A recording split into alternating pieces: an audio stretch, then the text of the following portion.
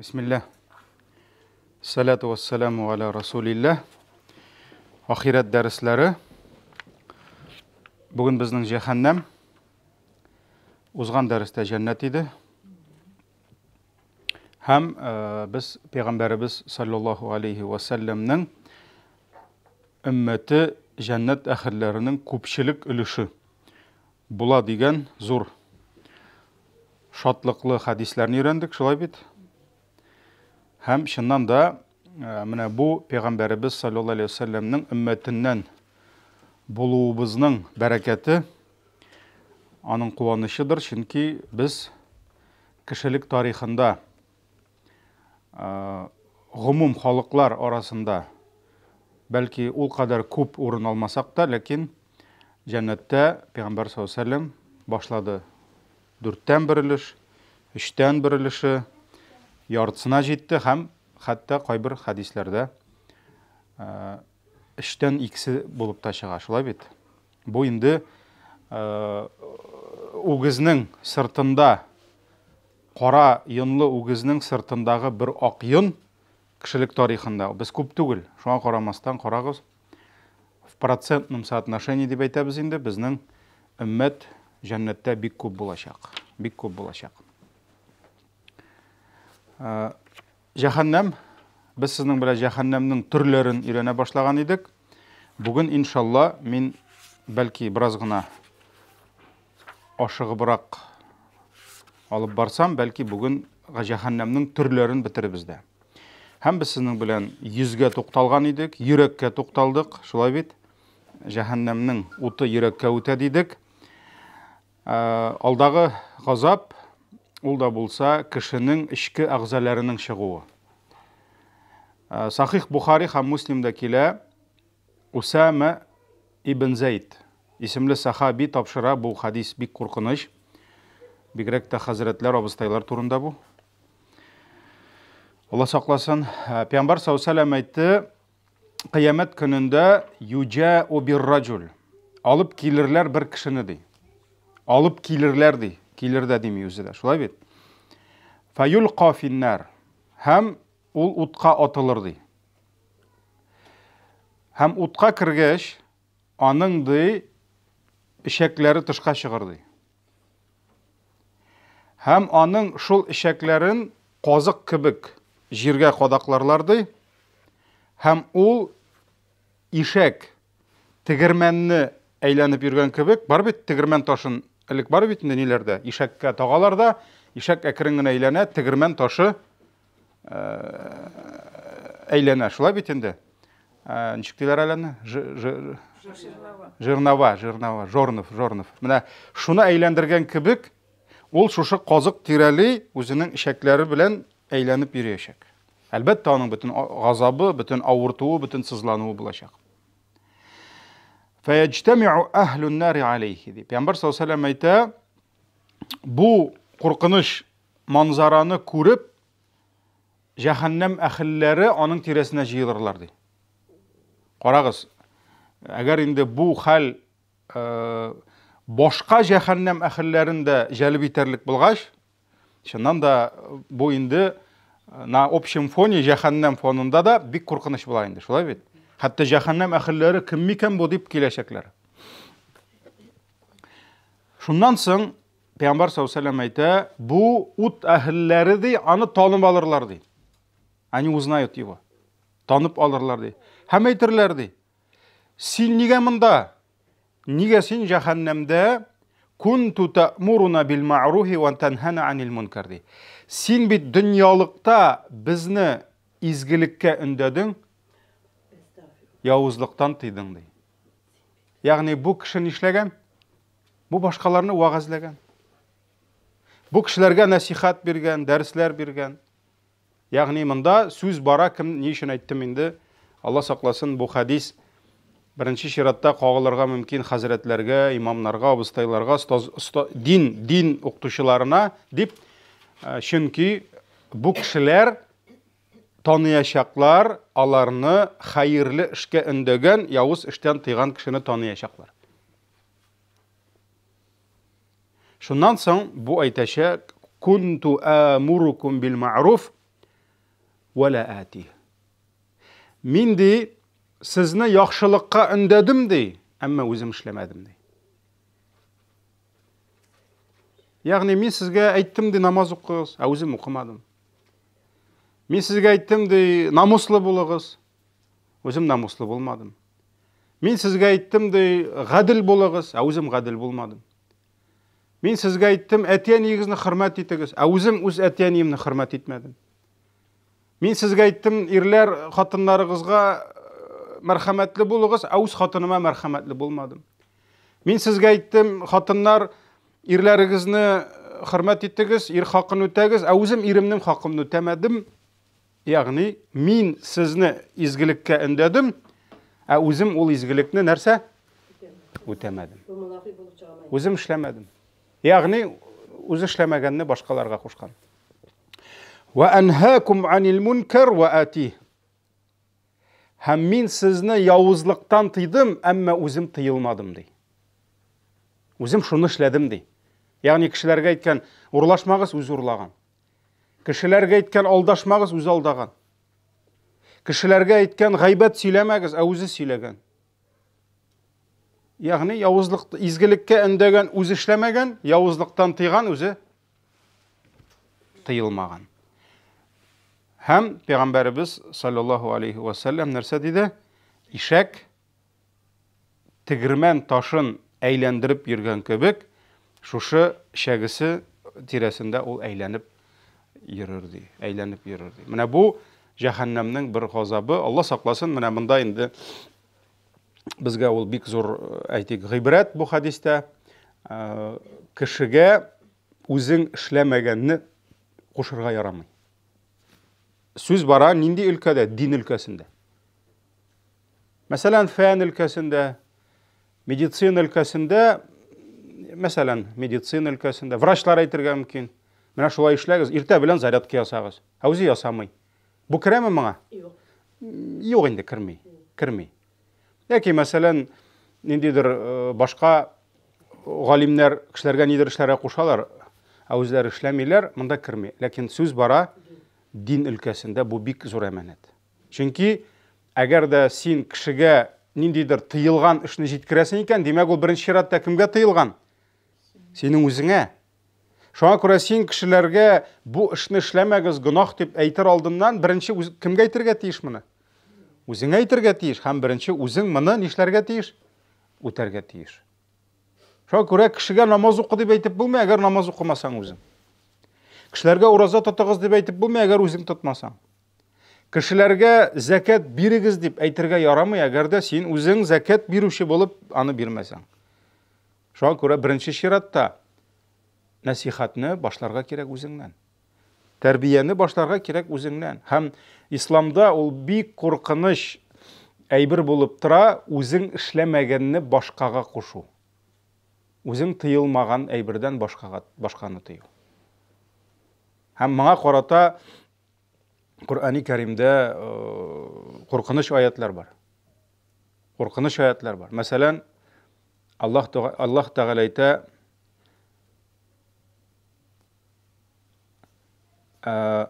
أَتَأْمُرُونَ النَّاسِ بِالْبِرِّ وَتَنْسَوْنَ أَنْفُسَكُمْ diye. Siz de kişilerini izgilikke indisiz, o'zingizni unutasız diye. Вы других побуждаете к благу, а себя, про себя вы забываете. وَأَنْتُمْ تَتْلُونَ الْكِتَابِ Вы еще книгу читаете diye. Allah Teala aytadi, siz de Kur'an'da okuysizmi әллә diye. Çünkü Kur'an okugan kişi alay bularga tiyiş түгел. Şulay yok, Allah Teala nerse diye? كَبُرَ مَقْتًا عِنْدَ اللّٰهِ أَنْ تَقُولُوا مَا لَا تَفْعَلُونَ يَا أَيُّهَا الَّذِينَ آمَنُوا لِمَ تَقُولُونَ مَا لَا تَفْعَلُونَ كَبُرَ مَقْتًا عِنْدَ اللّٰهِ أَنْ تَقُولُوا مَا لَا تَفْعَلُونَ Ey iman getirgen bendeler, ni için siz o'zingiz işlemegen işini kişilerge aytasiz? Kabura maqtan. Allah Teala ayta, o'zing işlemegenni kişiga aytu, kişiga qo'shu, anın günahası orttu dey. Allah qarşında anın günahası zor buldu dey. Zor buldu dey. Şokra mınday ayetler var. Hem şundan da bu ayetler kursete, кешегә кемнедер изгелеккә өйрәтәсең икән, беренче чиратта ул изгелекне үзеңә өйрәт. Кемнедер явызлыктан тыясың икән, беренче чиратта үзең ул явызлыктан тыел. Шуңа күрә әгәр дә син бөтен кешегә гайбәт сөйләмәгез дип, үзең гайбәт сөйләп йөрсәң, менә урының шушы була, Алла сакласын. Әгәр дә син бөтен кешегә урлашмагыз дип насихат кылып йөреп, үзең урласаң, менә синең урының шушы була. Әгәр дә син кешеләргә әти-әнигезне хөрмәт итегез, Аллаһ Тәгалә әти-әнине хөрмәт итүне фарыз кылды Коръәндә дип әйтеп, үзең үз әти-әнingне хөрмәт итмәсәң, аларга изгелек кылмасаң, синең урының менә шушында була. Бу бик куркыныч хадис. Моны күбрәк укысаң, ул теге аятларны күбрәк укысаң, вообще бер нәрсә сөйләмәскә кирәк. Куркып каласың, Ләкин бу кагыйдә. Кагыйдә беренче үзеңнән башлыйсың, аннан соң башкага әйтәсең. Шуңа күрә беренче үзеңне тәрбиялисең, аннан соң башкага. Пәйгамбәрбез саллаллаһу алейхи ва саллям ул үзенең сөйләгәненең үрнәге булды. Һәм бер кашан да Пәйгамбәр саллаллаһу алейхи ва саллямның кылган гамәле сөйләгән сүзенә каршы килмәде. Кылган гамәле сөйләгән сүзенә каршы килмәде. Һәр вакыт аның сүзе белән гамәле тәңгәл булды. Хәтта җәмгыятьтә дә, әйтик, светский җәмгыятьтә дә, әгәр дә ниндидер политик, ниндидер чиновник, ниндидер депутат, ниндидер президент халыкка чыгып, җәмәгать шушылай булыгыз дип, үзе киресе булса, аны хөрмәт итәләрме? Юк, ул ди үзе кешеләрне ди шулай буларак куша ди, үзе киресен эшли ди. Шуңа күрә, мәсәлән, bir чиновник халыкка все урлашмагыз дип әйтеп, үзе урлашып йөрсә, ул бит инде яки тыйнак булыгыз, живите скромно дип, үзе бер дә скромный булмаса. Шуңа күрә бит инде күп теге халык та бит инде күбрәк ана каядыр дин әһле сөйләгән теге аскетизм турында, аның сәгатен төшереп алганнар, ничә $100,000 тора торган. Шуңа күрә кеше күрә bir әйбер сөйлисең, икенчене эшлисең. Һәм шуның белән кеше нишли? Кеше күңеле кайта кешенең, күңеле китә. Һәм моңа дәлил тагын ук шулай ук шәгеләр буенча гарәпләр дөньясында иң беренче динне үзгәртергә тырышкан, дингә үзгәреш керткән Амр ибн Лухайя дигән кеше булган. Пәйгамбәрбез саллаллаһу алейхи ва саллям әйтә, мин ди Амир түгел, Амир ибн Лухайяны ди күрдем ди җәһәннәмдә. Ул үзенең шәгеләрен сүрәп бара иде ди. Ягъни менә аерым бер программа дип әйтәбез инде, Алла сакласын, аерым бер газап. Шушы шәгеләрне сүрәп йөрү инде җәһәннәмдә. Алга таба. Шулай ук җәһәннәмдә кешеләргә газап өстәү өчен, мәсәлән, кешеләрне яндырганда, анда пешергәндә, аларны бәйләп, аларга кидертәләр кандалалар. Кандала, оковы була инде, шулай бит? Аларны урыйлар, бәйлиләр төрле шылбырлар белән. Аларга кидертәләр төрле бугаулар. Бугаулар инде, бугаулап, мәсәлән, муеннарына, кулларына кидертәләр. Һәм аның турында бик күп хадисләр бар. Бик күп аятлар бар, ләкин бөтенесен без инде аның үтмәсбез, берничәсенә генә тукталып китәрбез иншалла. Шуларның берсе Аллаһ Тәгалә Әл-Инсан сүрәсендә нәрсә ди? 4-нче аят. Инна а'тадна лил-кафирина саласила. Дөреслектә без әзерләдек кафирләр өчен нәрсәләр? Саласил. Силсила, шылбырлар, цепи. Ва агълала, агълалун, ансы инде кандалалар. Кандала, кулга, муенга тимердән, шулай бит, утлы тимер. Ва саира, һәм ут ялкынын ди. Саирун, ул инде пламя огня дип әйтелә инде. Димәк, шылбырларга урыйлар, кандалалар кидертәләр һәм ут ялкыны белән газаплыйлар. Шулай ук Аллаһ Тәгалә әйтә: "Ва джа'алнал агълала фи а'нaqil лазина кафару." Саба сүрәсе 33-нче аятта Аллаһ Тәгалә әйтә: "Без ди кафирләрнең муеннарына бугаулар салырбыз ди." Бугау, кандала, алар синонимнар инде, шулай бит. Бугаулар салырбыз ди. "Ва та'аман за гуссатин ва азабан алима." Һәм без аларга ди аларны тыгылдыра торган ризыклар әзерләдек ди. Без синең белән инде җәһәннәм ризыгын үттек багай, шулаймы? Анда ничек кеше шул кадәр ачлык шул кадәр авырта, һәм алар бу ризыкның тагын да зур газап бирәсен белә торып та ашаячаклар инде. Һәм алар шул ризыкка тыгылачаклар инде. Ва тааман за гусса ва азабан алима, һәм без аларга рәнҗеткүче, авырттыручы газаплар әзерләдек ди. Әл-Музаммил сүрәсе 12-13 аятлар.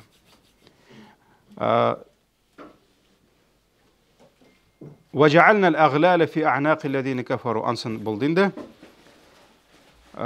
إذ الأغلال في أعناقهم والسلاسل يسحبون غافر جيتمش بر الله تعالى ayta аларның муеннарында ди богаулар булыр ди والسلاسل һәм шылбырлар булыр ди يسحبون ди ягъни шылбырлар белән аларны сүрәп йөрәчәкләр инде غافر 71 غافر 71 Һәм мондый аятлар күп. Мондый аятлар күп. Аллаһ Тәгалә шулай ук менә бу шылбырлар турында әйтә аерым. Хузуху фагуллух ди. Аллаһ Тәгалә әйтә, аларны ди тутып алыгыз ди. Ягъни схватите ди, хузуху фагуллух. Һәм аларны ди шылбырлар белән кадаклап куйыгыз ди. Суммал җахима саллу, соңыннан ди җәһәннәм утына аларны атыгыз ди. Һәм нәрсә ди? Thumma fi silsilatin dhar'uha 70 dhira'an faslukuh ди. Соңыннан ди озынлыгы 70 терсәк булган, шылбырлар белән аларны урагыз ди. 70 терсәк, 70 локтей озынлыгы. Шундый шылбыр булачак, аларны шул шылбыр белән урап сүрәп бирәчәкләр инде. Аннары соң тагын җәһәннәмдә бар суга торган әйберләр. Төрле суга торган әйберләр. Шуларның берсе Хаш сүрәсе. Алдагы сүрә Әл-Хакка 30-32 булды. Хәзер Хаш 21-22. Аллаһ Тәгалә әйтә: "Ва лахум мaqami'u min hadid." Без аларга әзерләдек ди җәһәннәмдә тимердән булган ничек дип әйтергә инде ул дубинка дип әйтикме инде аны, таяк дип әйтикме, палица дип әйтәләр инде аны. Татарча инде ул дубинка була ни инде. Шукмар була инде. Сугыш шукмары диләр бит инде кай вакыт. Менә бу тимердән булган шукмар. Тимердән булган шукмар. Моргенштерн була инде. Шулаймы юкмы? Менә. Шушы тимердән булган шукмарларны әзерләдек ди.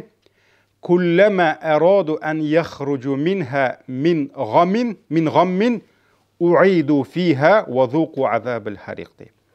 Һәм алар ди җәһәннәмдә шыдый алмыйча чыгарга теләгәндә ди, ягъни шушы газаптан кутылу өчен ди, аларны кире җәһәннәмгә куып кертерләр ди. Һәм әйтерләр ди, "Зуqu azab al-hariq", яндыручы утның тәмен татыгыз дип әйтерләр ди. Яндыручы утның газабын татыгыз дип әйтерләр ди. Хаш сүрәсе 21-22. Менә бу инде төрле кайбер әйтик фәрештәләрнең инструментлары. Анда бит фәрештәләр булачак, газап фәрештәләре. Һәм менә шушы фәрештәләр шылбырлар белән урап, бугаулар, кандалаларга кагып, шукмар, тимер, дубинка, шукмарлар белән бәреп, таяклар белән алар шушылай газаплаячаклар инде. Тагын бер газапның түре җәһәннәмдә кемнәр бу дөньяда иң зур гынахка кергән булсалар, нинди зур гынах ул иң зур гынах? Ширк. Ягъни кемне дә булса, нәрсәне дә булса, Аллаһ белән бер дәрәҗәгә куеп, аларга гыйбадәт кылган булсалар, шушы иләһләрен бөекләгән булсалар, Аллаһы Тәгалә аларны җәһәннәмгә шул иләһләре белән бергә кертәчәк. Они войдут в ад вот с этими истуканами, идолами и остальными ложными божествами. Менә кемгә, нәрсәгә табынган булсалар, Cəhənnəmdə şular белән бергә булачаклар. Чөнки алар бу затларны бийекләделәр. Хәтта кайберләре biz аларга гыйбадәт кылабыз. Мәсәлән, кайбер гарәпләргә, курайшларга сорасаң алардан, сорадылар. Пәйгамбәр саллаллаһу алейһи ва саллям сорады, мөселманнар сорады. Нигә сез бу путларга, идолларга табынасыз дигәч, алар нәрсә диделәр? Алар бит Аллаһка ышандылар. Алар Аллаһ бар диделәр. Ләкин алар әйттеләр, булар безне Аллаһка якын айта диделәр. Якын айта диделәр. Менә Аллаһ Тәгалә нәрсә, алар шушы путлары өчен курбан чалдылар, садакаларын бирделәр. Шушы курбаннары өчен кемнәрдер, курбан димикән, шушы иләһләре өчен курбан булырга әзер булды. Кемдер гомерен бирде. Ради ложных божеств. Шулай бит инде. Бер нәрсә кызганмады. Һәм кыямәт көнендә Аллаһ аларны бергә җыячак. Вот син кемнәрне яраттың, нәрсәләрне бергә җыеласыз да җәһәннәмгә бергә китәчәксез инде. Һәм Аллаһ күрсәтә моның белән нәрсәне? Менә бу иләһләр сезгә дөньяда да бер файда китерә алмады. Бер файда китерә алмады. Һәм ахирәттә дә бер файда китерә алмаячак. Бергәләп китәчәксез. Кая кирип? Җәһәннәмгә. Һәм Аллаһ Тәгалә әйтә: "Иннакум ва ма та'будуна мин дуниллаһи хасабу җәһәннәм. Антум лаһа варидун." Сез ди, һәм сез Аллаһтан башка гыйбадәт кылган затлар ди, сез барыгызда җәһәннәмнең ягулыгы ди. Вы дрова ди, Аллаһ Тәгалә әйтә. Вы растопка для ада ди. Сез барыгызда җәһәннәм утыны ди. Без синең белән әйттек, җәһәннәмдә утын гына бул. Бу дөньяда да утын гына түгел. Кешелек элек утын булган. Шулаймы? Хәзер килеп чыкты, аннан соң таш күмер, аннан соң газ килеп чыкты. Яңадан яңа ягулыклар, биотопливолар килеп чыга. Шулаймы? Шуңа күрә җәһәннәмдә әлбәттә барысы да була. Һәм җәһәннәмдә таш та янашак, тимер дә янашак, бөтенесе янашак. Һәм менә бу путлар, алар янашак. Аллаһ Тәгалә әйтә, сез барыгызда җәһәннәмнең утыны ди, антум лаһа варидун, сез анда керәчәксез ди. Ләу кана хаулаи алихатан ма варадуха. Аллаһ Тәгалә әйтә, әгәр дә ул, вот если бы вот эти все божества ди, на самом деле были богами ди, если бы они были богами ди, нәрсә? Алар җәһәннәмгә кермәсләр иде. Алар кермәсләр иде җәһәннәмгә ди. Һәм үзләренең яраткан аларга гыйбадәт кылучыларында алып кермәсләр иде. Ләкин алар бөтенесе керә. Шулаймы? Ва куллун фиха халидун. Һәм барысыдан да мәңге калачаклар ди. Әл-Әнбия сүрәсе 98-99 аятлар. Монда инде тәфсир килә, төрлечә галимнәр язалар. Мәсәлән, Ибн Раҗаб әйтә инде, монда сүз бара инде, менә кемнәргә өметләнеп, алар бит инде шушы иләһләргә өметләнделәр. Бу иләһләр аларга дөньяда да ахирәттә дә ярдәм итерләр дип өметләнделәр. Шушы аларның өметләре белән бергә җәһәннәмгә кирип киткәч, аларның хәсрәтләре тагын да артачак ди. Чөнки они будут гореть в аду с теми, на кого они надеялись, что они их спасут. Вот когда они встретятся вместе, то печаль и скорбь их будет во много раз больше дип Ибн Раҗаб әйтә. Шуңа күрә Аллаһ аларны бергә җыеп җәһәннәмгә кертә ди. Һәм шуның сәбәпле ди, кыямәт көнендә кояш белән айда җәһәннәмгә керәчәк ди. Кояшның урыны кайда? Юк, ахирәттә. Ул җәһәннәмдә булачак кояш. Ай җәһәннәмдә булачак. Һәм без беләбез, кешелек тарихында, в истории человечества, иң күп кешеләр табынган, гыйбадәт кылган мәхлук творение ул кояш. Шулаймы? Без аның турында сөйләштек тә бугай. Чөнки кояшта һәр вакыт күргәннәр ниндидер көч, ниндидер кодрәт, ниндидер всемогущество дип әйтик мен. Һәм шуңа күрә борынгыдан халыклар шайтан аларны адаштырып кояшка табындырган. Моңа мисал нәрсә кыйссасы, кем кыйссасы Коръәндә? Ибраһим да бар. Ул да әле хәтта кояш бумы иләһ дип әйтте, шулай бит. Һәм тагын берсе Сөләйман белән Худхуд кыйссасы. Шулаймы? Худхуд кичкенә генә удот барып күреп кайтты. Сәбә патша бикәсен принцесса Сабитская була инде. Саба районынан түгел. Сабитская. Аны Кораннан, Google'дан шулай сорасагыз була. Принцесса королева Сабитская, Белқис. Белқис алар бүттүнүсү табыналар иде кояшка. Чөнки элек-электен кояш алар өчен булган источник жизни, энергии. Ләкин Аллаһ Тәгалә хикмәт иясе кояшка үзенең кудрәтен бирде, хәтта ул үзен юктан бар итүчене күрсәтер өчен. Без кояшка карап Аллаһның мәхлугы нинди көчле булып та, Аллаһ үзе нинди икән дигән сорау куярга тиешбез. Аллаһ Тәгалә әлбәттә шиксез кудрәт иясе. Һәммә кояш ул табыну объекты була алмый берничектә. Шуңа күрә кояш, анда ай, бәлки кайбер йолдызлар, алар үз яннарына җыячаклар үзләренә табынучыларны һәм апкырып китәчәкләр җәһәннәмгә. Хәтта шундый хадис бар, Пәйгамбәр саллаллаху алейһи әйтә, кыямәт көнендә ди, һәр берсе көтер ди үзенең илаһын ди. Һәм шул илаһлар килеп ди, үзләренә гыйбадәт кылучыларны җыеп җәһәннәмгә апкырып китәчәкләр ди. Кояш килеп, кешелек тарихында Адәмнән башлап, Нухтан башлап, дөнья беткәнче кемнәр кояшка табынган булсалар, алар бөтенесен җыеп җәһәннәмгә алып китәчәк. Ай килеп җыеп алып китәчәк. Ниндидер йолдыз килеп җыеп алып китәчәк. Ниндидер ниндидер берәр вождь дип әйтик. Ниндидер берәр җитәкче зур кемгә табындылар. Алар җыеп алып китәчәк. Шул ук Будда булганмы, юкмы, мөһим түгел, ләкин Буддага табындылармы? Табындылар, ул җыеп алып кирип китәчәк. Ул җыеп алып кирип китәчәк. Кемнедер Владимир Ильич җыеп алып кирип китәчәк. Ленин бабай. Кемнедер Сталин бабай алып кирип китәчәк. Кемнедер ниндидер император алып кирип китәчәк җыеп. Кемнедер фараон килеп җыеп, кая әле минекеләр дип. Давайте бөтенегезне кирип китәләр җәһәннәмгә. Ниндидер ташлар киләчәк, Лат, Гузза, Ягук, Ягуслар киләчәк. Коръәндә бар бит инде ялган илаһләрнең исемнәре. Алар киләчәк, үзләренә гыйбадәт кылучыларны җыеп алып кирип китәчәкләр. Һәм монда хәтта сорау туа, мәсәлән, кояш белән ай. Алар керәләр җәһәннәмгә. Аларның гаибе бармы? Юк. Ләкин кояш белән ай алар җан иясе түгел.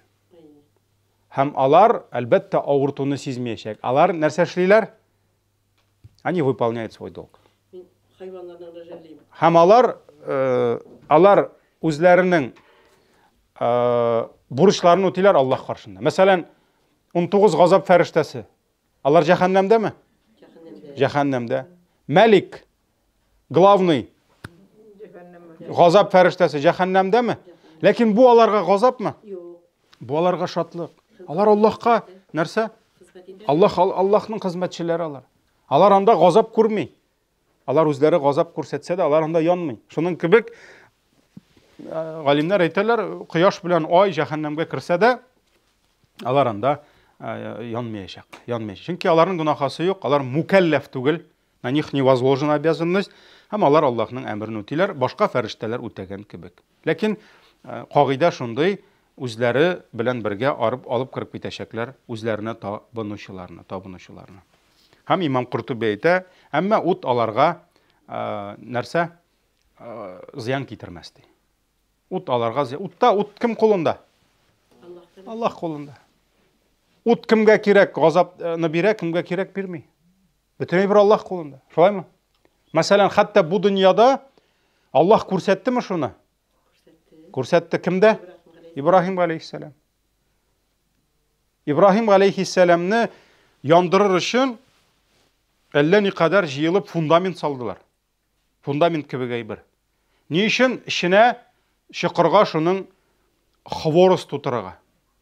Әллә никадәр анда атналар буемы, хәзер ялгышырмын дип куркам, җыйдылар кешеләр Намрудның приказы белән аны яндыру өчен хворос җыйдылар, утын җыйдылар.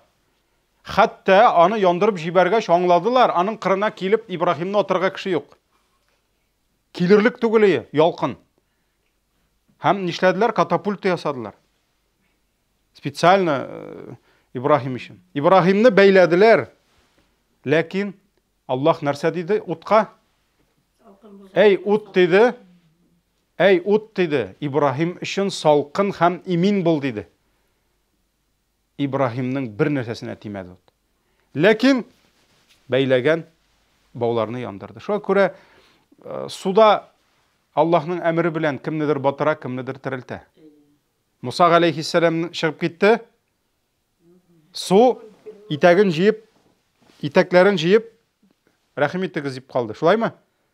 12 коридор дип әйтә тәфсирдә. Ачылды. Рәхәтләнеп чыгып киттеләр. Ләкин Аллаһның әмере Фиргауны батырды. Шуңа күрә һәрбер нәрсә Аллаһ кулында. Әгәр дә җәһәннәмдә була икән, фәрештәләр аларында янмый. Әгәр дә кояш, ай, аларны ой, кояш рәхәт шул кадәр кояш белән ишәп җәһәннәмдә микән дип әйтми. Җәннәттә кояш юк. Һәм ул анда кирәк тә түгел. Всё, кояш үзенең әмерен үтәде, ул анда китә. Ләкин җәннәттә башка климат, башка әйбер. Һәр хәлдә инде берсе дә кирәк булса үз кояшы булыр. Я Раббым, миңа бер кояшымны бир әле, минем каршымда тор дисә, тора бит, шулай бит. Шуңа күрә һәм шулай ук аятларда килә, үзләрен котырткан шайтаннар белән бергә бәйләнеп атырлар дигән хәтта. Шайтаннар, җиннәр котырттылар бит инде, шулай бит. Шуңа күрә Аллаһ Тәгалә әйтә, Зухруф сурәсе 36-39 аятлар. Ва ман я'шу ан зикрир рахмани нуқайид лаху шайтана фахуа лаху қарин. Кемди Аллаһ Тәгаләне зикр итүдән баш тартса ди, кто отвращается от поминания Аллаха ди, он не хочет поминать Аллаха. Ул зикр юлыннан китте. Аллаһны зикр итәргә теләмәсә ди, Аллаһ нәрсә ди? Нуқайид лаху шайтана. Мы приставим к нему специального шайтана ди.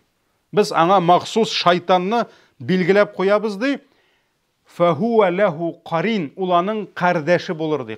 Қарин, кардәш, ул синең белән бергә товарищ була. Бергә юлда бара торган спутник була. Спутник жизни, кардәш дигәләр, бөтенесе бер тамыр инде. Ул гарәп сүзләре. Кардәш. Шуңа күрә ул аның нәрсәсе булачак?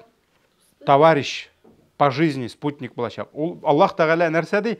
Ягъни зикр итмәгән өчен, Аллаһны зикр итү, Аллаһны искә алып яшәү юлыннан баш тарткан өчен, Аллаһ аны передает в руки кого?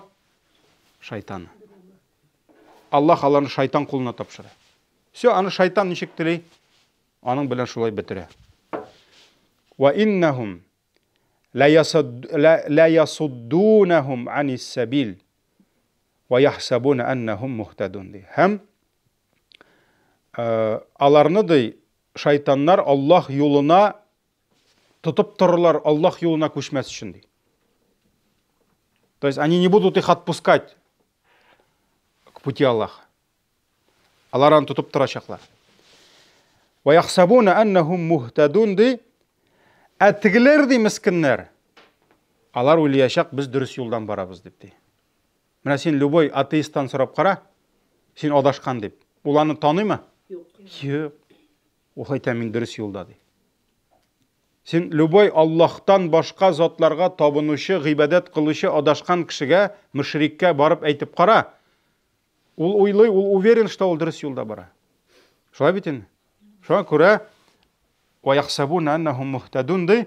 Аллаһ Тәгалә әйтә, они будут считать, что они следуют прямым путем. Алар туры юлдан бара дип уйлады. Хатта иза джаана. Һәм бу кашанга хатлык дәвам итә? Шушы кафир безнең каршыбызга килеп басканча ди. Без дигән сүз инде монда таъзим. Аллаһ Тәгаләнең бөеклеген күрсәтә. Кай вакыт Аллаһ үзенә мин дип әйтә. Карагыз Коръәндә, субханалла. Это целая тема, целый вагаз. Мен кызгам бу темага сөйләргә. Ләкин өлгереп булмый. Коръәндә Аллаһ Тәгалә алмашлык, төрле алмашлыклар куллана үзе турында. Төрле местоимениялар. Аллаһ дими, кайдыр Аллаһ ди. Кайдыр Раббы ди, кайдыр мин дип әйтә. Кайдыр без дип әйтә. Кайдыр ул дип әйтә. Ва хуа аля. Ул дип әйтә. Кайдыр син дип әйтә. Аллаһка син дип эндәшәбез. Шулай бит. Ләкин бер әйбердә тиктималга түгел. Һәр берсенең үз урыны. Кайдыр Аллаһ үзенең көчен, Үзенең бүйеклеген күрсәтәсе булса, біз дип әйтә. Шуңа күрә нәрсә ди Аллаһ? Менә бу шайтанга ияреп ди, үзен үзе дөрес юлда баруы, дип уйлавы дәвам итә, продолжится до тех пор, пока он не явится к нам ди. К нам дигән сүз монда Аллаһ біз үзен әйтә. Аллаһ минем каршыма килеп басканчы бу дәвам итә. Ни өчен? Чөнки Аллаһ каршына килеп баскач, все выяснится. Шулаймы? Ул аңлаячак үзенең гомер буе шайтанга ияреп яшәгәнен. Менә шунда башлана нәрсә? Үкенеш, раскаяние. Шунда башлана үкенеш. Һәм ул нәрсә дип әйтә? Хатта ида джаана. Безнең каршыбызга килеп басканчы бу дәвам иттерди. Һәм ул безнең каршыбызга килеп баскач әйтерди: "Qala ya layta bayni wa baynaka bu'dal mashriqayn fa bi'sal qarin" ди. Шуннан соң ул шайтанына карар да ди. Кыямәт көндә әйтерди: "Минем белән синең ораңда мәшриq белән мәгриб арасы булса иде" дип әйтерди.